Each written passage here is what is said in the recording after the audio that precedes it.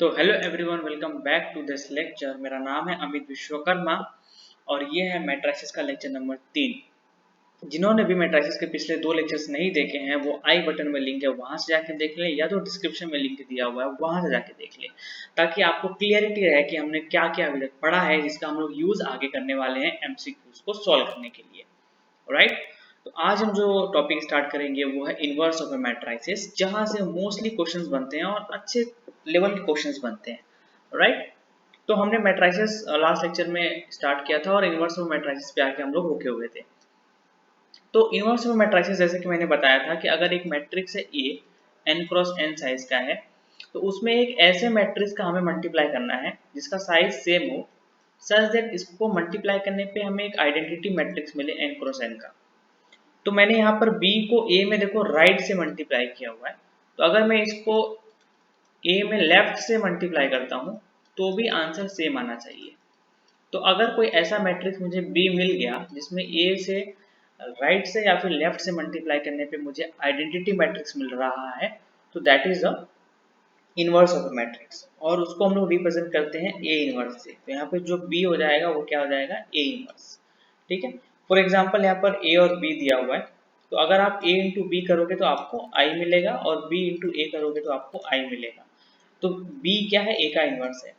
तो remember, if a is an inverse of b, then b is an inverse of a also. तो अगर a b का inverse है तो b a का भी इनवर्स होगा।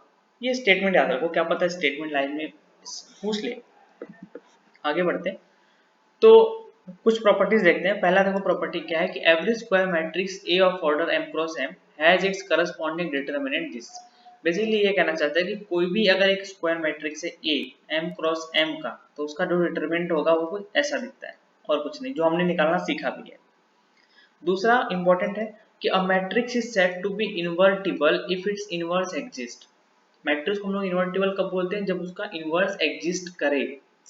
और तीसरा, कोई एक स्क्वायर मैट्रिक्स है उसको हम बोलेंगे कि उसका इनवर्स एग्जिस्ट करता है कब, जब उसका डिटरमिनेंट क्या हो, नॉन जीरो। अब यहाँ पे ये कंडीशन बहुत इंपॉर्टेंट है, इफ एंड ओनली इफ।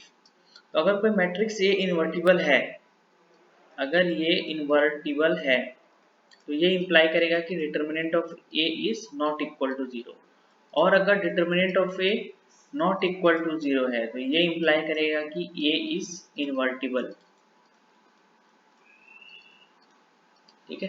तो ये याद रखो कि उल्टा भी ट्रू है, तो ये स्टेटमेंट लाइन में जैसे एग्जाम में आ सकता है। मान लो कि पहला स्टेटमेंट मैंने बनाया कि A has inverse if determinant of A is not zero, और दूसरा मैंने स्टेटमेंट बनाया determinant of A is not zero implies a is invertible।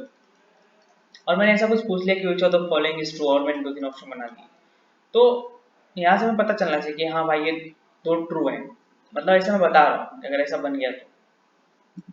Now अगला एक थ्योरम है कि prove that if a is a square matrix and its inverse exist then it is unique. तो पहले जो भी स्टेटमेंट में लिखा हुआ है ना, उसको हम लोग बाहर निकालते हैं। पहले क्या बोला उसने, a इज स्क्वायर मैट्रिक्स हमने ले लिया n क्रॉस n का, इट्स इनवर्स एग्जिस्ट मतलब डिटरमिनेंट ऑफ ए क्या है अपना, नॉन जीरो है, और ए इनवर्स टाइप का कुछ एग्जिस्ट कर रहा है जो कि n क्रॉस n का है। देन इट इज क्या है, यूनिक बोला। यूनिक मतलब एक अकेला। हम मान लेते हैं कि लेट देयर एग्जिस्ट, इसको ये जो सिंबल है वो होता है देयर एग्जिस्ट का, there exist two inverse B and C of A. मतलब हमने मान लिया कि ए के दो इनवर्स हैं, एक नहीं है। अगर मैं प्रूफ कर दूं कि b इज इक्वल टू सी है तो मतलब वो एक हो जाएगा। तो अगर b जो है a का इनवर्स है तो a इंटू बी क्या होगा, i के बराबर होगा, और यही b इंटू ए के बराबर भी होगा। लेफ्ट से मल्टीप्लाई करो या फिर राइट से मल्टीप्लाई करो। पहला स्टेटमेंट। अगर c a का इनवर्स है तो a इंटू सी ये क्या होगा, आइडेंटिटी, और c इंटू ए भी होगा आइडेंटिटी। तो ये दूसरा स्टेटमेंट है। अब मुझे प्रूफ करना है b इज इक्वल टू सी, तो मैं b से स्टार्ट करता हूँ। b को मैंने लिखा b इंटू आई। अब देखो b इंटू आई को मैं देखो क्या लिख रहा हूँ, i को मैं यहाँ से उठा रहा हूँ और इसके बराबर लिख रहा हूँ, क्योंकि ये i के बराबर है तो यहाँ पे ca लिख रहा हूँ। अब एक बहुत ही इंपॉर्टेंट प्रॉपर्टी आपको बताने जा रहा हूँ मैट्रिसेस के बारे में। अगर दो मैट्रिसेस है आपके पास ए और बी, ए कॉमा बी, तो in general A into B is not equal to B into A होता है। In general A into B B into A के बराबर नहीं होता है, कभी कभार हो सकता है बट हमेशा बराबर हो ऐसा जरूरी नहीं है। लेकिन ए इंटू बी इंटू सी, मान लो एक और मैट्रिक्स है सी, ये बराबर होगा ए इंटू बी इंटू सी के। मतलब आप लास्ट के दो का मल्टीप्लाई करो, फिर जो मैट्रिक्स आया उसका ए में मल्टीप्लाई करो, या फिर ब्रैकेट को हटा के पहले दो का मल्टीप्लाई करो फिर उसका जो आया उसको करो, तो अब सेम आएगा। तो this is always true but this is not always true. तो यहाँ पे हम वही अप्लाई करने वाले हैं, इसको इस ब्रैकेट को यहाँ से हटा के आगे लगाने शिफ्ट करने वाले हैं, राइट।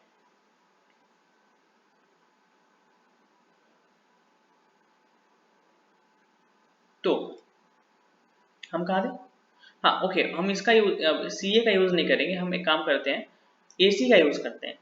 मैं क्यों यूज कर रहा हूँ मैं बताता हूँ। मुझे सी ए का यूज करने में थोड़ा सा दिक्कत है, वो भी हो जाएगा अगर हमने सी से स्टार्ट किया होता तो, बट हम ए सी लेते हैं। ए सी इक्वल टू आई है, हमने ये ले लिया। अब मैं ब्रैकेट शिफ्ट किया तो ये क्या हो जाएगा, बी ए इंटू सी। बी ए किसके बराबर है, आइडेंटिटी के बराबर है, इसलिए मैंने वहां पे ए सी लिया ताकि मुझे बी ए का एक पेयर मिल जाए। तो आई इंटू सी क्या होता है, सी, तो बी इज इक्वल टू क्या हो गया, सी। तो हमें याद रखना है कि किसी भी मैट्रिसेस के लिए एक यूनिक इनवर्स एग्जिस्ट करता है, अगर वो एग्जिस्ट करता है तो। जैसे ये एक मैट्रिसेस है, इसका इनवर्स निकालना है, तो अभी तक तो आपने ये सीखा होगा कि C into C inverse equal to I करके आप इनवर्स निकालते थे। एक तो पहला मेथड है।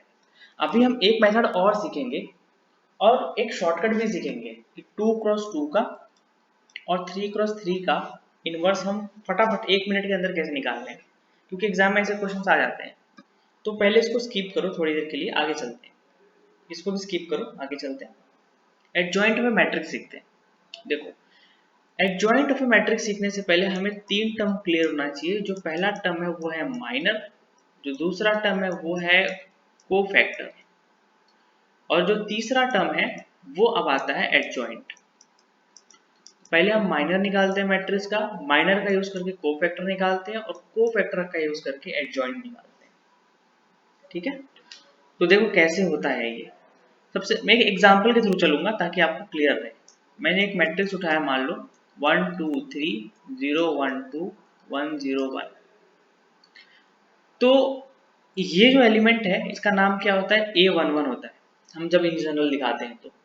वैसे ये क्या होता है, A12 होता है। ये अगर मैं बोलूँ क्या होगा तो A32 होगा। ये 3 क्रॉस 3 का मैट्रिक्स है। तो जो माइनर है ना वो हर एक एलिमेंट के लिए एक माइनर आता है। तो जैसे A11 है तो इसके लिए एक माइनर आएगा, A12 है तो इसके लिए एक माइनर आएगा। तो हमारे पास टोटल इस मैट्रिक्स में 9 एलिमेंट्स हैं, तो हमारे पास टोटल 9 माइनर्स आएंगे, और जितने माइनर्स आएंगे उतने ही कोफैक्टर्स आएंगे। एडजॉइंट के बारे में मैं बाद में बताऊंगा। तो माइनर देखो कैसे निकालते हैं।